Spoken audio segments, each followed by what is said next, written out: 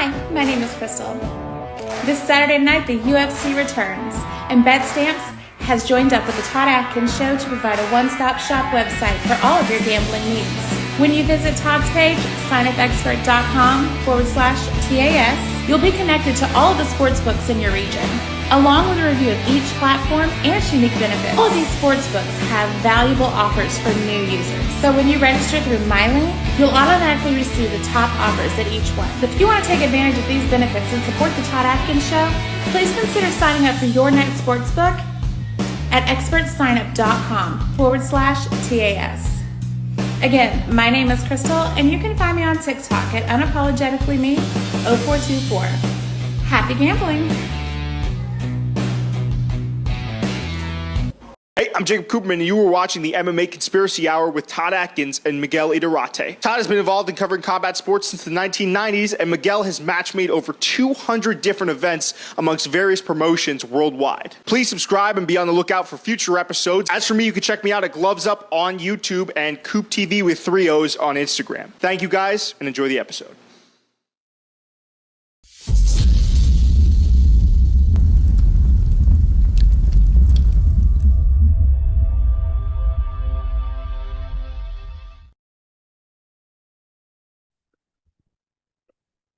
All right, this is Todd Atkins, and I'm back with Miguel Iturrate.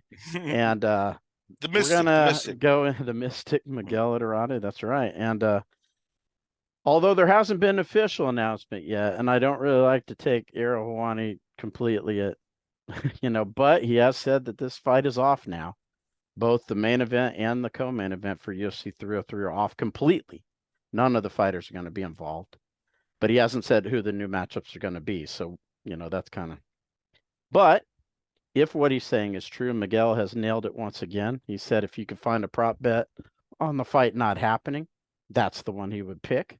And with that, we can thank our betting sponsor, BetStamp. That was which we do our betting shows on, and Live to Fight Design. And Miguel, I just want to give you kind of something to start out with on this latest news from Ariel Helwani.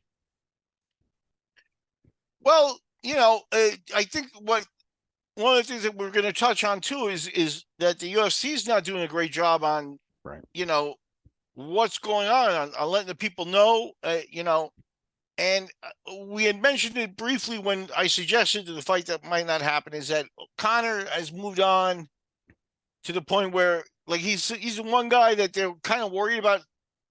Dana would tear fighters apart. Dana will rip a guy a new butthole if for doing something like this, especially on a big card. Dana, the last thing we heard about the record for him was, that they had 20 million in gate money already made, and that this fight was going on. So Dana, Conor's the one guy that, again, at this point, they execute different rules for him.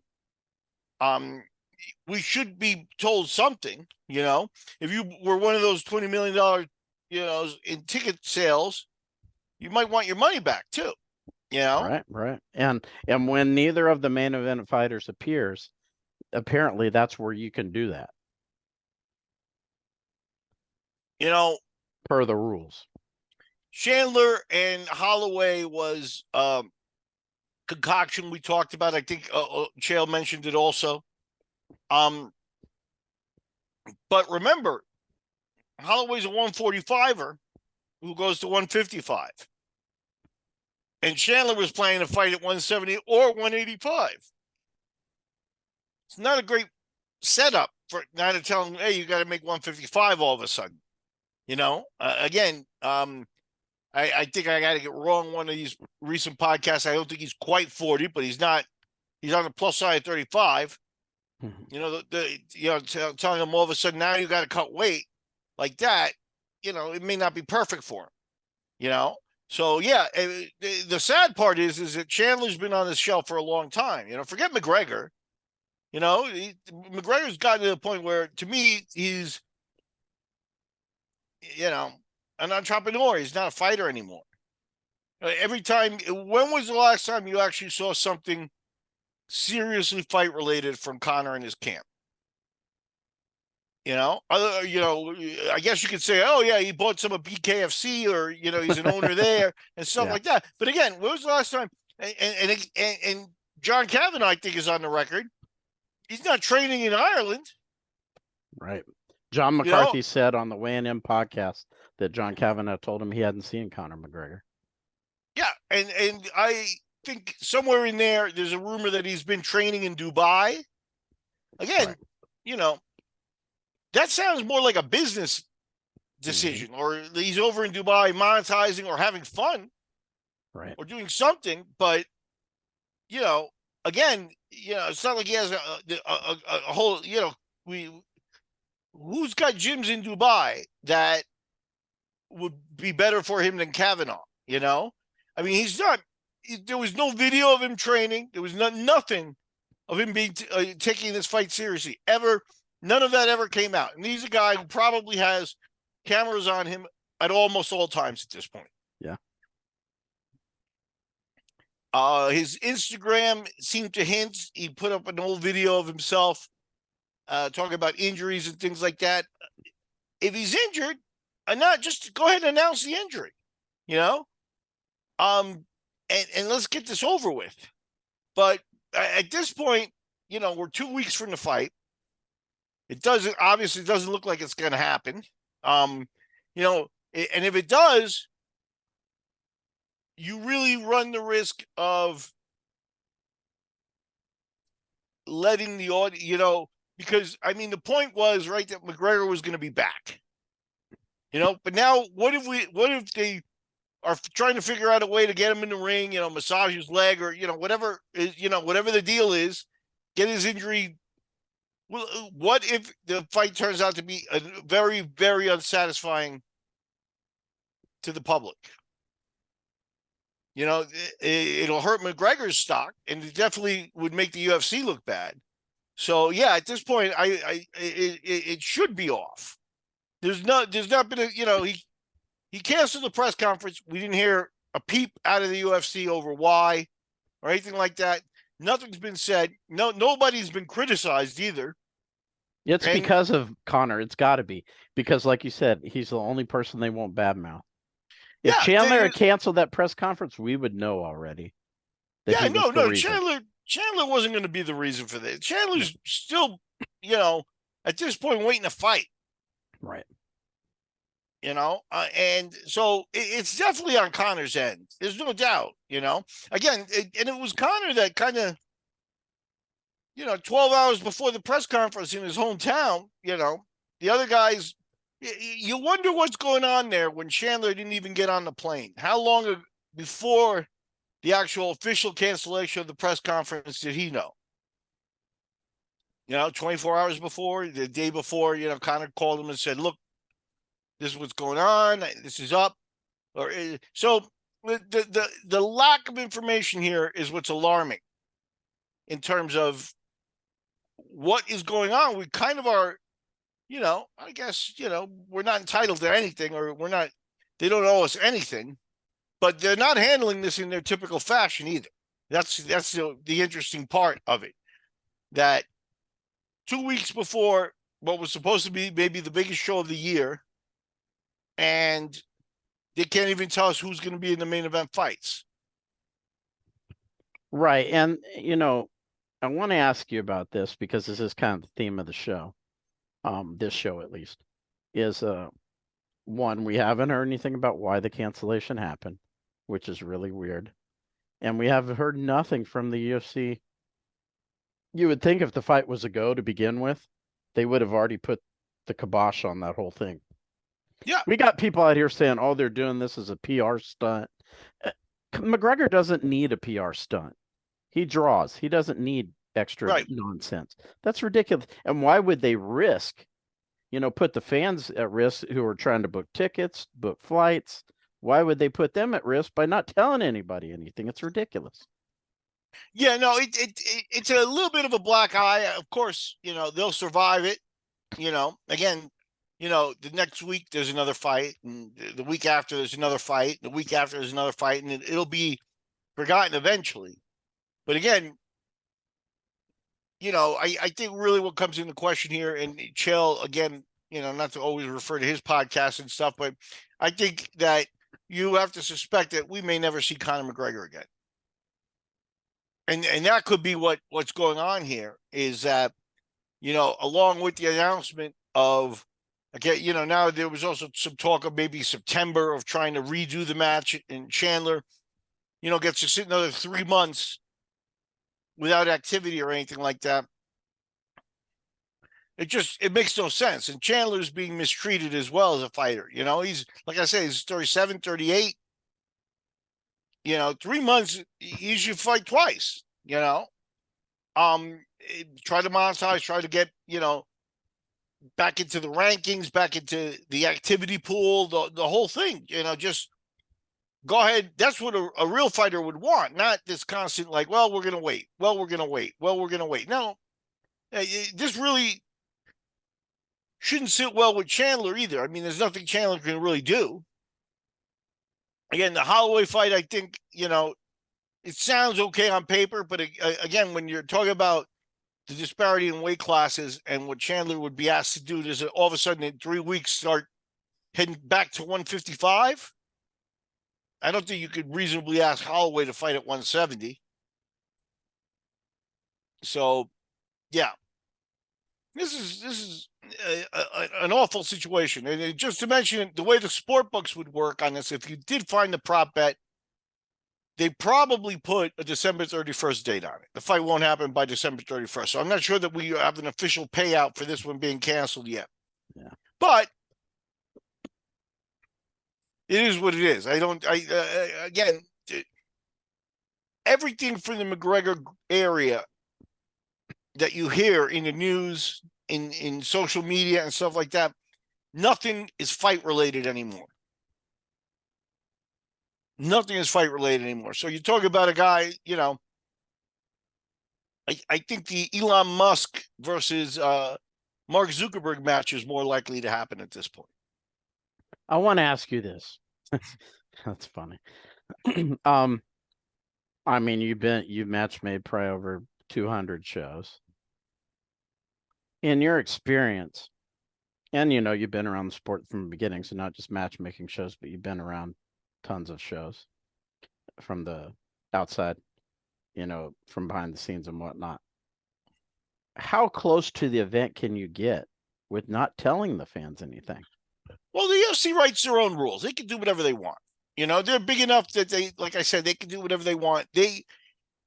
There has to be some damage control at some point. And that, the problem here is that you're talking about Dana was on record saying we've got $20 million in ticket sales for this. This fight's going on. And you're talking about a company that, the constant theme of all our podcasts is that they are solely a money-making enterprise.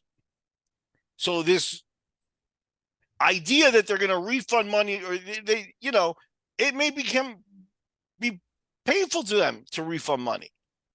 It's something they certainly don't want to do. Right.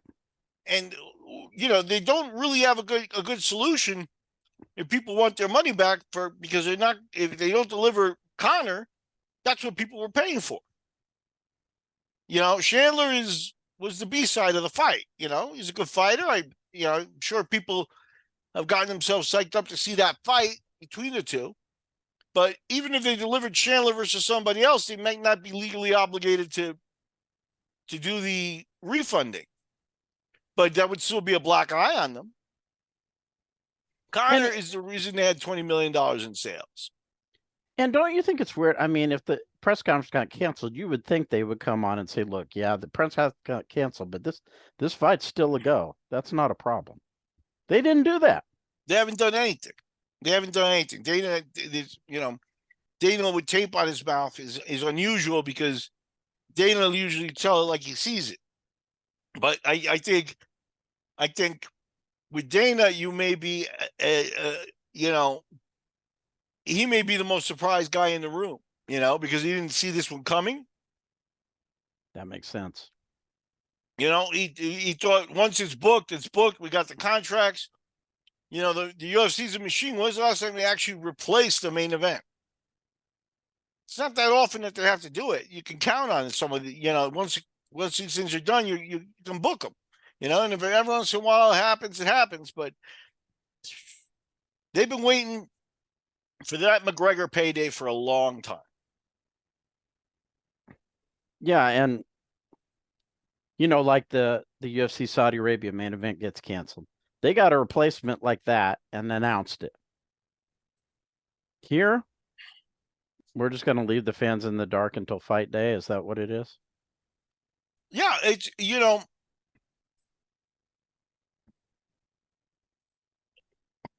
they one of the things that the UFC as a business as when they made the model, they show it is even with John Jones, and they moved the show from Vegas to California, but they didn't cancel the show. You could count on one hand the number of shows that they cancel. I think that's the main thing, is that at some point the shows are uncancelable. You have to deliver the show no matter what, has to happen. But UFC 303, it may go down in history as one of those shows that doesn't even happen. They can move the rest of the card fights, to the week after, the week before, start shuffling things around a little bit, get them all done within the month, and every fighter there stays happy and satisfied. But that whole show of UFC 303, it no longer even looks like a pay-per-view show. They're talking about Ortega versus Diego Lopez for the co-main.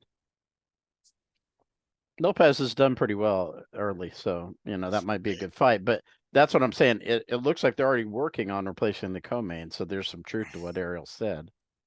But the main event we still haven't heard squat about. He says it's off.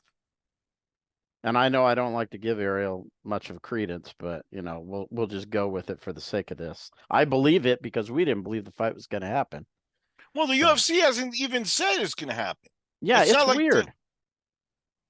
So yeah, we're sitting here in a land of limbo. Like I said, I almost would think that the whole 303 show, they may be figuring out a way to refund everybody's tickets and just call it a day and cancel that fight.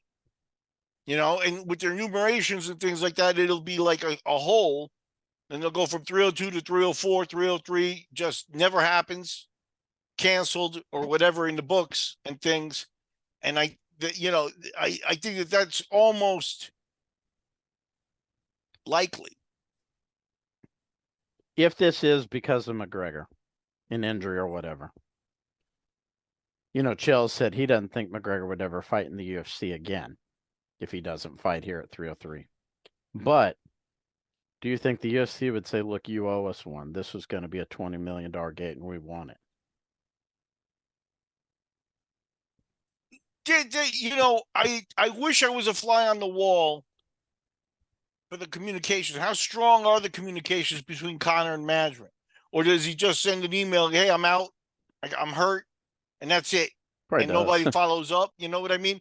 It's like, or are they really talking? Does Dana talk to him on a daily basis? Are you getting better? This, the other thing. We haven't officially canceled yet. What's going on? What do you got for us? My tendency to think is that over the last few years, we've had Conor kind of in a chaos, like over his monetization of things and over his, antics and things like that. And I think that this is, a chaotic situation the UFC has lost control of. And Conor's probably not telling them much. So they may not know exactly what I'm injured. Well, yeah, what you hurt. Were you going to show up at the press conference on crutches? Is that why we canceled? Yeah, that's the other thing you got to wonder. Like, what?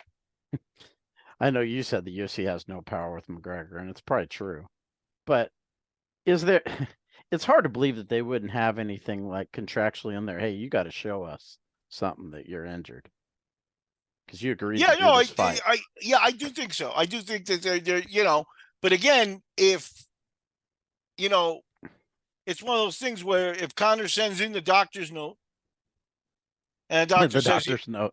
yeah, you know what I mean? Like you're sick at school or whatever. Yeah. But I mean, it literally comes down to that because with the doctors, even, with the commissions and things like that, there are ethics involved where it's like, it's hard for one doctor to say that other doctor's wrong. They don't get involved in playing little nitpicky games like that, Mhm. So it's like a doctors have a lot of leeway and power there. So if he sends in, an X-ray and some documentation and stuff like that, it says, his leg got banged up again. Then there's really not much you can do. The shocking thing though is the lack of announcing. Right. When will we know for sure that Conor's out and what the reason for him being out is, or will we never know? It just remains to be that. That's what's interesting more than anything to me is what's really happening here, because we don't know. It was nice. I said, okay, I just get a sense for Conor's chaos that this fight might not happen. All right, cool. And now I look a little bit like I know what I'm talking about, and I'm okay with that. But we really don't know anything. The other thing I want to ask you is, if you're a fighter in this event, the two people, Chandler and McGregor, and I know you work for the UFC, blah, blah, blah. When do they have some personal responsibility to maybe come out and tell the fans, look, this fight may not happen? Yeah. I think that you got to keep in mind that the UFC does control their fighters a lot. You rarely, Chandler may be as crippled as anybody in terms of being able to say, look, they're telling me he's hurt. I don't know what's going on. He can't, it kind of, and I think this is one of those speculation things, but when the company and the WWE merged, and now I think that they're split up again or whatever, but I think that you're talking about a company there with the WWE that that there were some business practices that they do that the UFC was going to start to mimic. One of them is you don't see WWE superstars, as they call themselves, doing just random interviews. They're very controlled in who they speak to and this and that and the other thing. So I don't, it's one of the things that, interview shows and things like that, like Ariel Helwani, he doesn't have a lot of UFC rostered fighters anymore on his show. He still has quite a few, but yeah. Those guys have permission to be there. Right. So, and I think that that's what's going on here is that Chandler got told, don't say anything. We don't know, or Chandler may know less than any of us. Right, but they're making posts on social media that make it look like the fight is still happening. These cryptic posts. When do they have some personal liability to not do that? Well, because fans could come back. Like if I'm a fan, let's say I'm a fan, I booked a hotel, I booked airfare, I bought tickets, all this crap. Neither one of them fight. You could sue the UFC, could you not? They let us on all this time, making us think this fight was going to happen. Yeah, it's a straight look. I think if you look back at the original podcast where I mentioned it might not happen, I think my exact words were, when I see him in the ring is when I'll know it's happening. Right. And who knows? It's 2 weeks away. Who knows? It's still something could be going on. If it's a publicity stunt, it's a stupid publicity stunt. Yeah, for sure. Because the fans don't know what to do.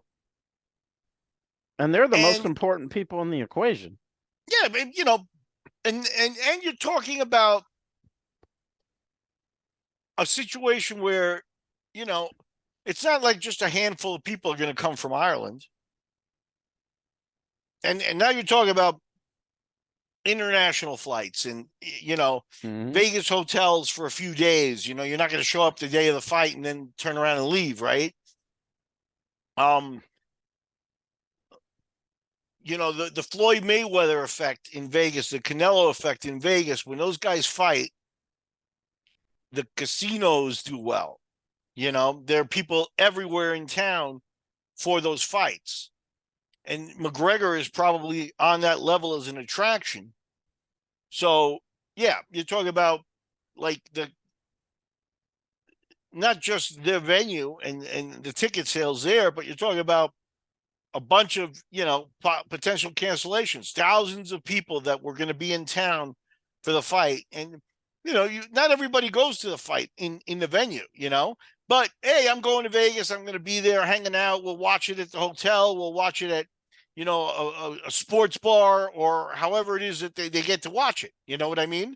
But there's going to be a limiting of action that weekend if this fight doesn't go down. And that's, something that the town's used to putting up with that stuff. But again, they have their good weekends and their bad weekends or whatever. But this was supposed to be a good weekend for Vegas, and it's not going to be. Right. I'm trying to see if there's any updates while we're doing this. Real-time updates. There hasn't been. In fact, Dana White just posted a picture of him with 2 custom-made guns. Still no. Yeah, I mean, I saw a howler head gun and some camouflage gun. I saw something where Conor, was recently seen dancing also, like with his wife or fiance or whatever, right, in Ireland and stuff like that. And so, you kind of got to question what the injury is. What is, if there's an injury, what's the injury going to be? And that's where, it'll be very interesting to find out when the facts come out, what is actually going on here. And 2 weeks before the fight, we don't have that information. That's unusual, really unusual. But why would the fighters play along? If I'm one of the people in this equation, and I feel like this fight's probably not going to happen, why would I want to string the fans along? I don't have to do that. I could remain silent. Yeah.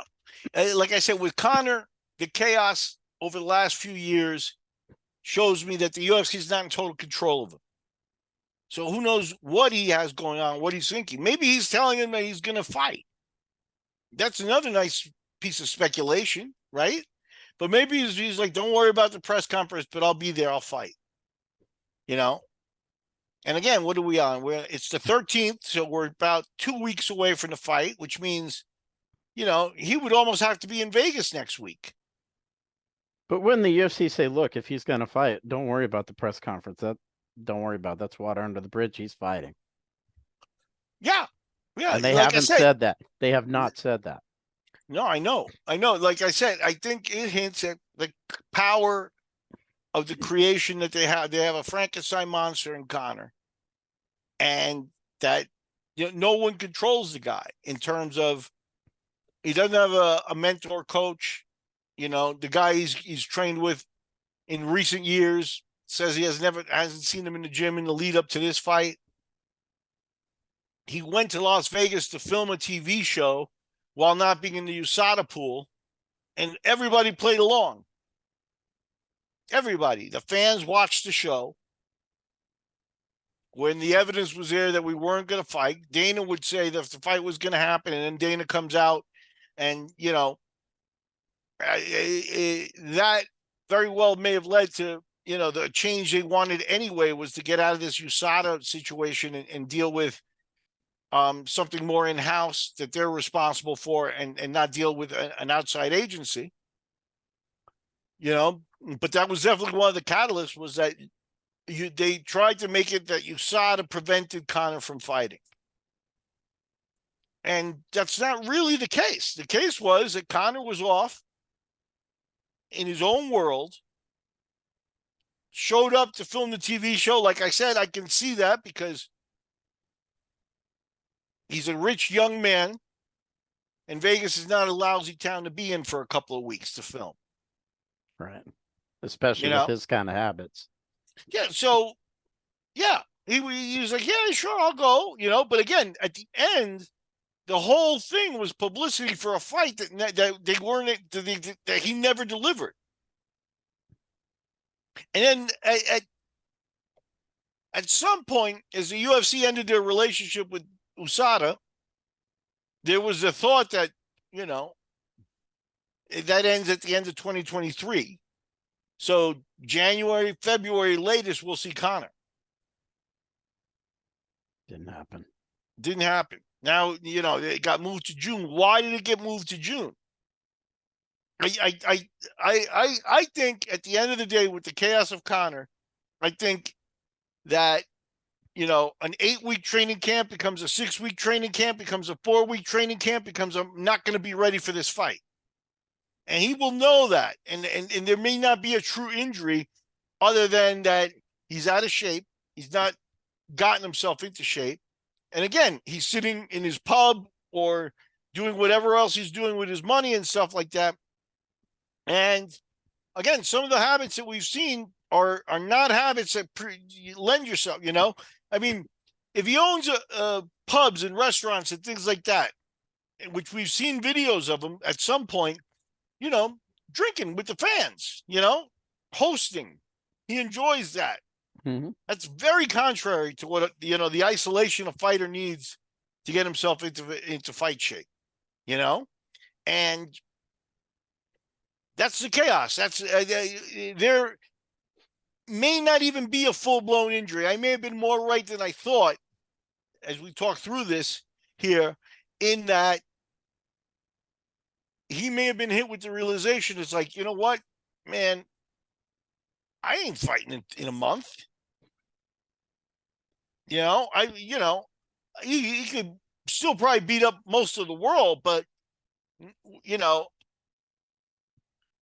his background is, his life and everything. I mean, the guy is going to have some fighter instinct, but I think that he's also going to be realizing, this isn't like a barroom brawl or anything like that. I'm not prepared the way I need to be to do this.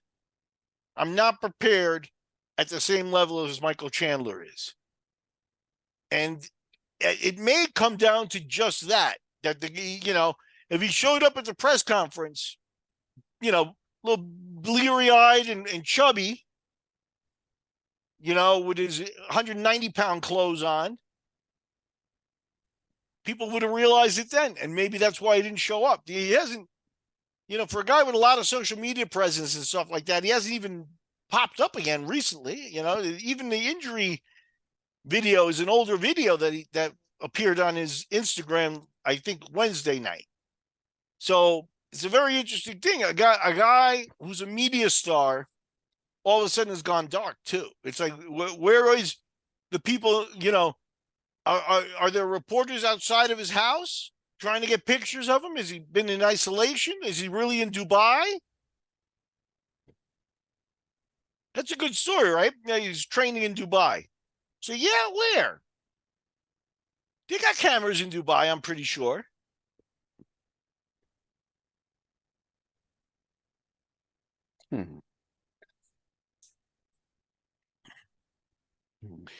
So yeah, we're in a completely new territory with the UFC. Something where I think they got caught when Dana said this fight's happening. We got 20 million already.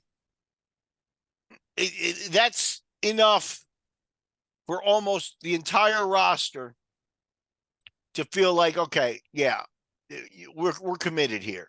The only person that could create an exception for that type of statement from Dana and make Dana out to be wrong is Conor. Let me ask you this, Mystic Miguel. Good boy. The fight's off. I want to put you up to something here. And this is a tougher one to nail.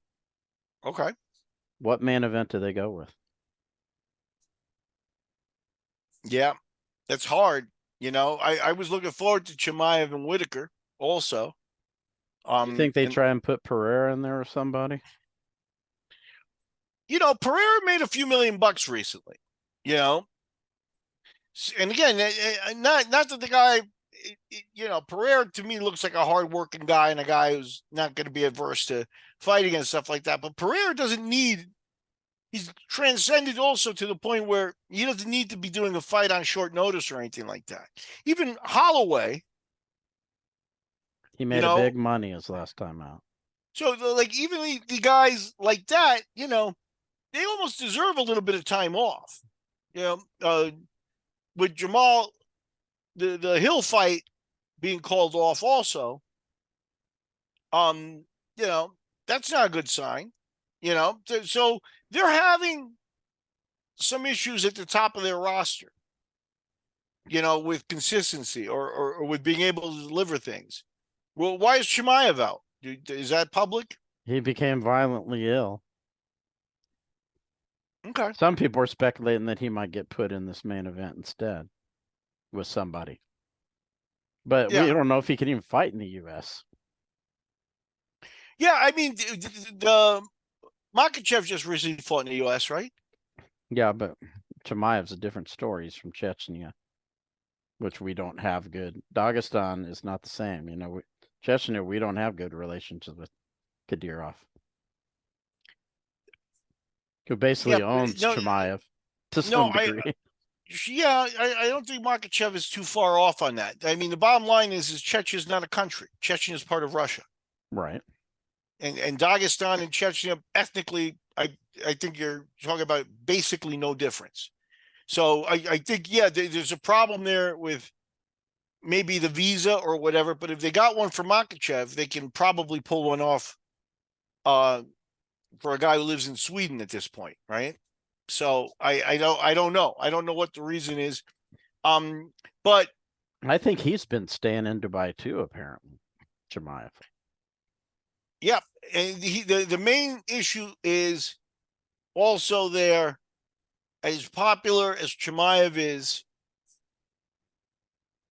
and as much potential as he has, he's not a good replacement for Conor. Not in terms of draw, power. There's only one guy. If they brought John Jones out of this somehow, that would pop big. People would say, holy crap. Yeah, and the main problem with Jones is that Jones has, in the past, who was it that they asked him to fight on real short notice and he said no? And Dana got mad at him. So it's like Jones is not shown. Jones is also another guy that likes to march to the beat of his own drum kind of thing. Right. I don't see Jones feeling like he has an obligation to help the company out either. Right. But I'm just saying the only name you could pull out of a hat, it wouldn't be Pereira. Jones is the only guy who has that kind of, audience and aura where the fans would be like, oh my God, he's going to fight somebody. Yeah. And again, you're talking about like Conor and him definitely separated themselves from the roster, but neither guy has been in the ring in a long time. Mm-hmm. It's like the UFC really. I don't know exactly. It's hard to speculate what's going on, Maybe O'Malley they could bring. I know he's not the draw McGregor is, but they want him to be. Maybe him versus somebody. No, look, O'Malley or Strickland, right? Did Strickland recently fight? He said he doesn't want to fight again until he gets a title shot. Yeah, and here's the thing. O'Malley, I think when was it what was the name of the kid who had the 135-pound title, Aljamain? Right. Did he beat Aljamain? Yeah, he stopped him. Right. Remember, Aljamain kind of overextended and O'Malley hit him with the right hand drop. Yep. Yeah. But what I remember more about it, the reason I bring it up is that Aljamain mentioned that he was going to take a vacation. He kind of got told, like this is how it's a good example on a lot of fronts of how the UFC treats even an elite guy, a guy who was a champion, right? It's like, well, we need you to step into the ring on short notice and fight O'Malley and this. And that the other thing, and Aljamain said it, he was planning a vacation, but he'll step in and do the fight for him. And after the fight, he said, "Yeah, hey, I got a contract that I get paid every time I fight. I get paid. So I got another payday, but it's not like O'Malley was the pay-per-view numbers go through the ceiling with O'Malley. O'Malley's, I think that's another one of those things where, go back to Demetrius, go back, those weight classes are not main event UFC quality guys in terms of draw. That they have a little bit of disrespect, and at the end of the day, we're talking about 125 pounders, 135 pounders. They show up at the weigh-ins. The models in the back row are bigger than them. People notice that. The lower weight classes have that same effect in boxing. After Mayweather, the guy who was christened the number one pound-for-pound guy in the world was Chocolatito, I believe is Nicaraguan. And, a great fighter. But even in the boxing world, there were people that said, nah, he's not, he's good, he's fun, but at those weight classes, they just don't get the attention, And Chocolatito was the guy who broke through and actually got a couple of paydays that were close, in the $1 million range for himself, because that's unheard of for those weight classes. So yeah, O'Malley is not going to be that draw, right, that can replace Conor, and he never will be, probably. I just put on Twitter, John Jones is the only person they could bring in that would have anything close to the same kind of wow factor. Again, John Jones against who? It would have to be Aspinall. Maybe Stipe or Aspinall. Stipe won't do this. Stipe has no reason to do this fight on 2 weeks' notice after the way they treat him. Maybe Pereira. Yeah, Jones and Pereira. That'd be a mega fight right there. It'd be interesting. They'd have to pay Pereira, and Pereira at 205, maybe comes in at 225 for that fight. He might be a little bit undersized, but Pereira, yeah, that would be a needle mover in some way, shape, or form. That would be an elegant recovery of a disastrous situation. But again, Pereira, might be on a beach somewhere right now. Right. I'm putting Jones Pereira versus might Poatan main event 303. Only fight that makes sense. And again, Pereira to me has the look of a serious pro.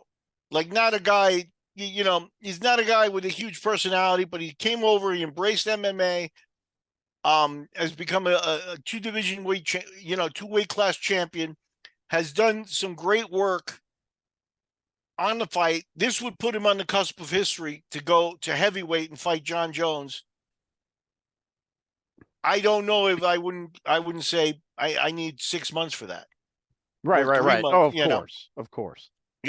Of course they could come in and go, look, here's $10 million, and then you'd have to think about it, right? You don't want to leave a payday like that on the table. But yeah, Pereira also is not one of those huge media stars yet. He's kind of on the quiet side. And the fight fans, I'm sure, would like to see it and want to see it and stuff like that. But with Conor, you get much more of a show and much more coming to the table than just a fight. And I think that's what's going to be missing here no matter what. Even Jones isn't the spectacle that Conor is. Right, but that fight, that's a more compelling fight than McGregor and Chandler. Yeah, but again, by a mile. For who? For who? Both of them. Jones and Pereira. Yeah, not for the people flying in from Ireland. Right, We're going to stay You're home. Right. You're absolutely right. But if they're UFC fans, they would want to see that fight. Yeah. I think pretty much any fan of the UFC would say, okay. Pereira versus Hill, what were the pay-per-view numbers of that? Pereira versus what, Hill? I don't know, but I'm just saying anybody who's a fan of the UFC, who's seen more than one show, would say, all right, I'll take that. over McGregor. Sure, versus Chandler. I'll take it. But the problem there is that all the people that McGregor attracts are no longer. They could announce that fight for September, Jones against Pereira, and I don't know if they get to a $20 million gate. You're right. But I'm just That saying, 20 what can replace it? You can't replace it with this guy versus that guy. You can't do it. The quietness around here may be that slowly but surely they're trying to move some of the undercard fights to other shows. And 303 will be one of those. I think there's one other show in history that is kind of like a canceled show that the number had to be, because they do so much numeration with their shows and things like that didn't happen. And it's just sitting there like as a canceled show. And 303 may be the second UFC event like that. It's not a bad record after 300 and something shows, plus all the fight nights and all the other things like that. But that may be what we're looking at here, is that this June 28th, there may not be a UFC show. Yeah, I think I would agree with you more on that. They're having this disaster, and they're trying to they're trying to get away before it explodes. Yep. I mean, at some point, they've already sort of mishandled it because people deserve to know. People deserve to, just as a fan of the show. And the other part of it is unusual too, is that no one should be this big a star that they can call their own shots and actually leave Dana kind of speechless. Dana was always the biggest star. Dana's always, I've seen him on a podcast recently where he says he's the only expert on the sport. So what's up, expert? You know what I mean? It's like, what are we going to do now at 303? We're just going to keep silent and let the day pass? When it didn't happen. Yeah. So it's something where I already, when the press conference didn't go down, days started going by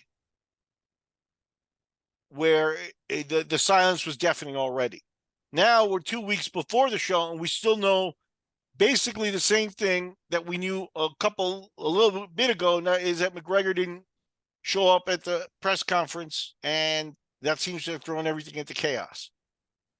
But we literally know no other facts. There's nothing being talked about, rumors. It's the silence is still deafening. So it's a very, very unusual situation. We'll see what happens. But again, June 28th, to me, the whole event is in jeopardy. You have an irreplaceable name.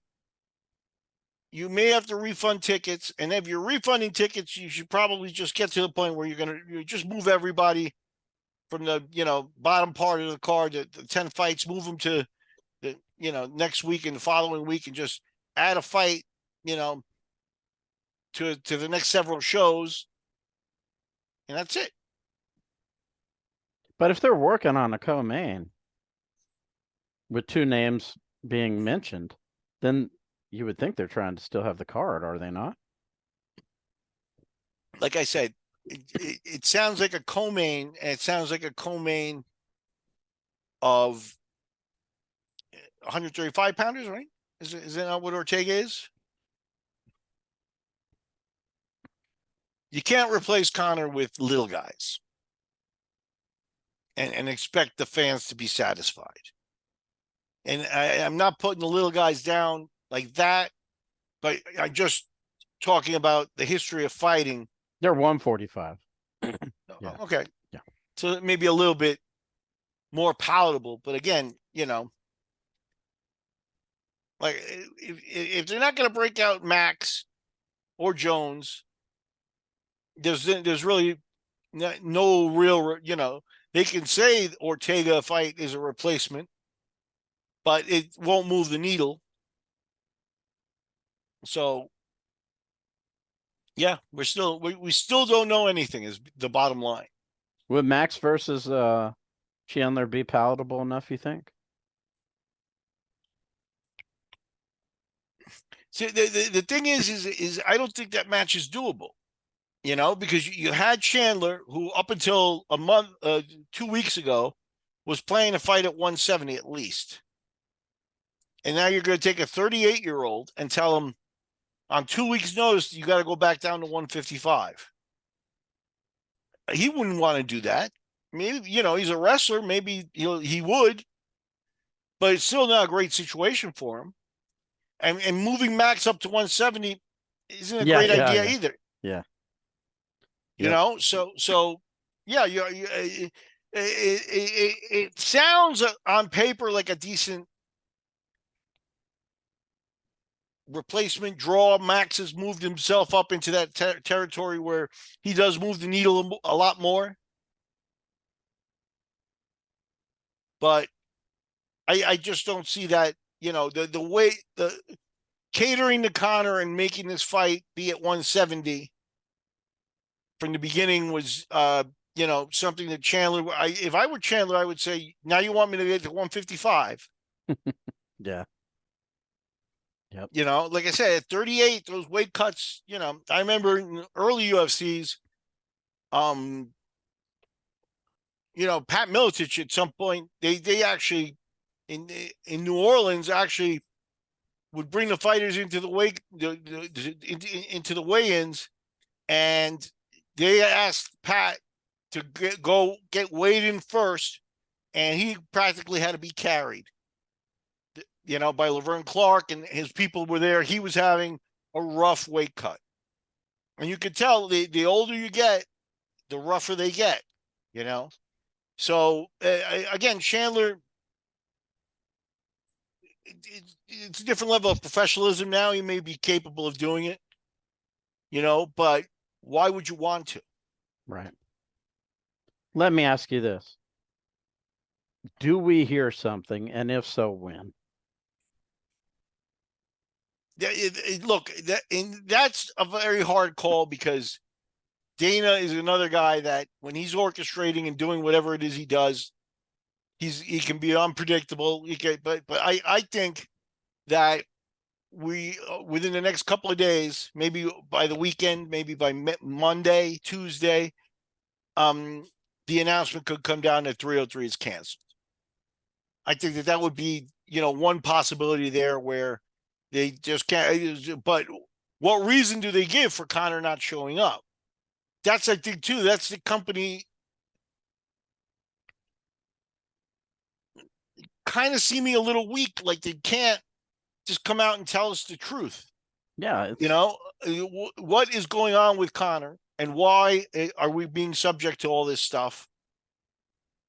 And, from there, move on.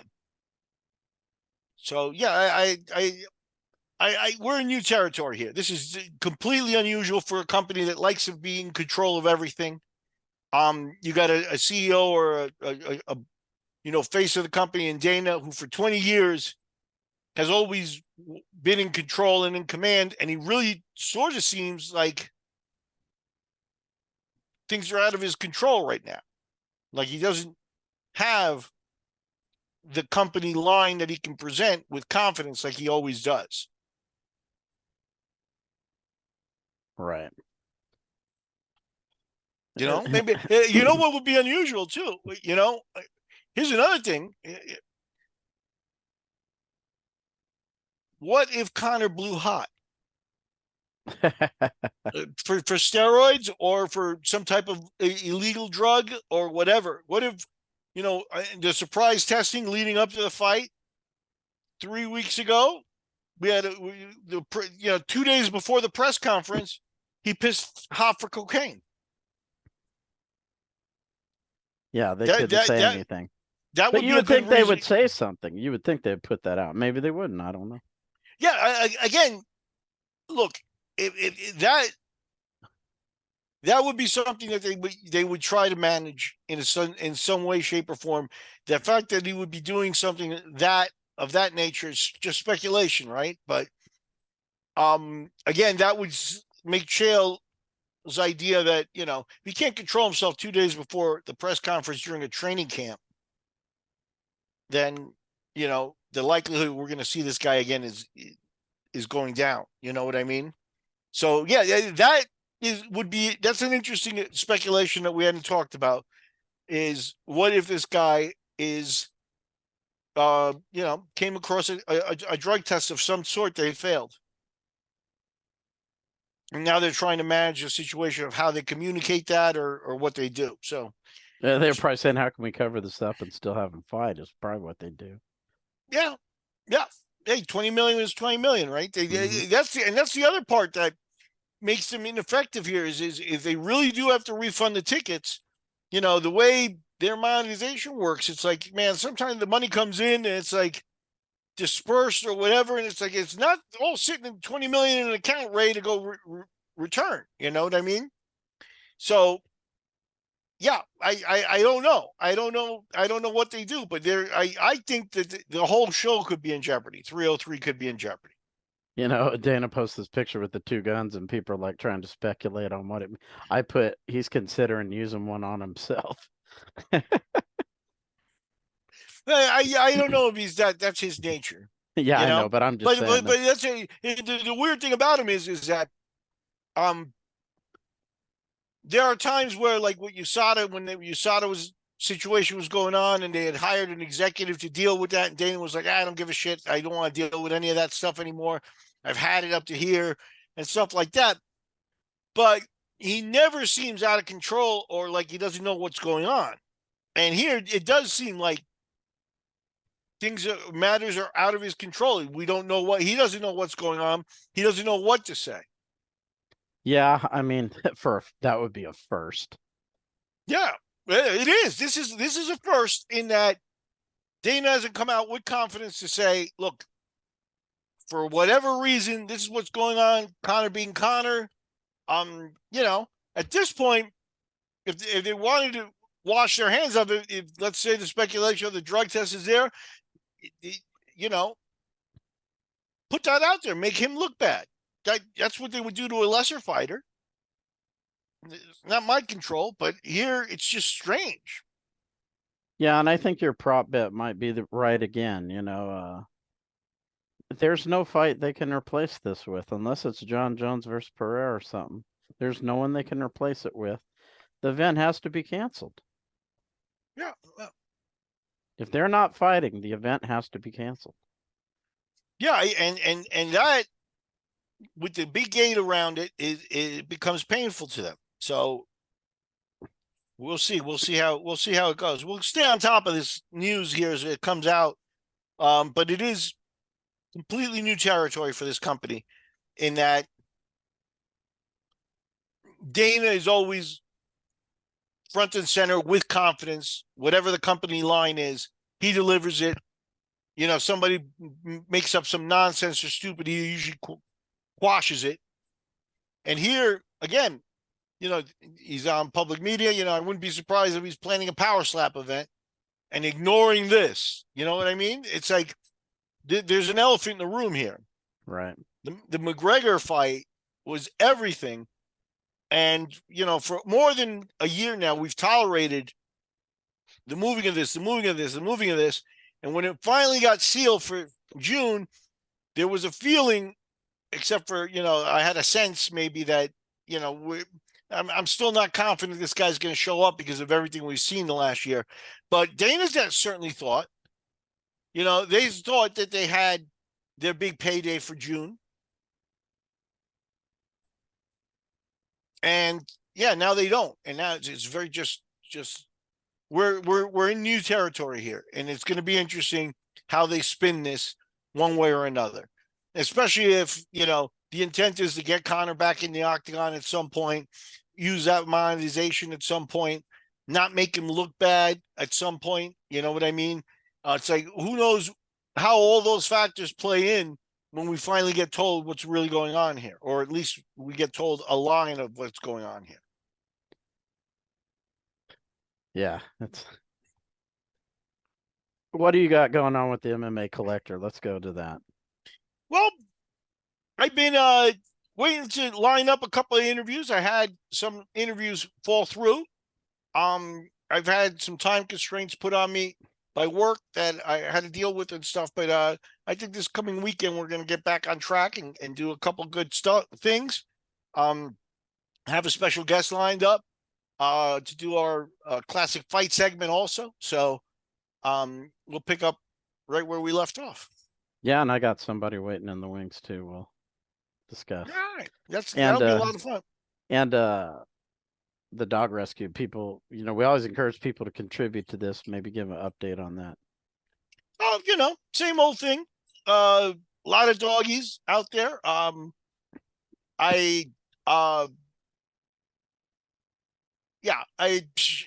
Couple just wacky things. One of the things that got me messed up this week was that the dog rescue had lent me a vehicle, and I got in a minor fender bender with it, but I had to run around and get it fixed and do a few things like that. So just, that was my fault, stupid, not circumstances, but that kind of threw my whole week into chaos as well. So not borrowing any cars anymore. Yeah. And everybody who watches this, we encourage you to subscribe, not only to this channel, but also to MMA Collector 74. Feel free to leave comments. Miguel will reply. I'll reply. And as always, we appreciate the support.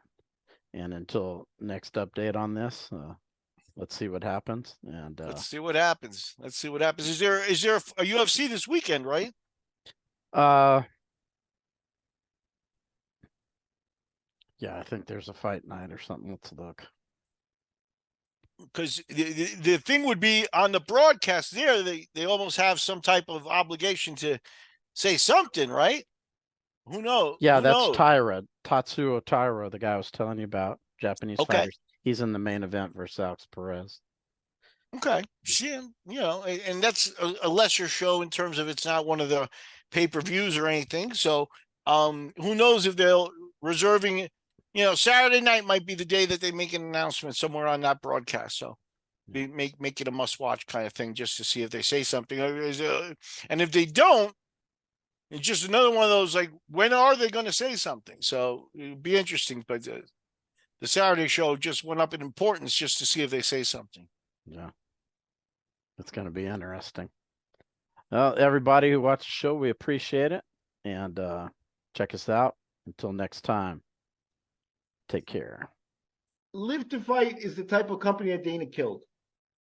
It's a homegrown, it's a guy that just does good work and, puts it out there. And if you can support him, you really should, because he's precisely a guy who can't, his banners may not be able to hang on to UFC because he hasn't been able to pay them $100,000 to get his stuff out there. That's the corporate stuff that we're talking about now with the UFC. That, they've made everything at that level where it's all about money for them. And Live to Fight is a dude that does good work, makes you a great banner, and, doesn't have $100,000 to get on the UFC and stuff, and deserves support. So any fighter out there, anybody out there, owner of a gym or anything like that listens to us, God bless you and thank you very much for your support. And, extend that to Live to Fight, because he's one of us. Those guys are one of us.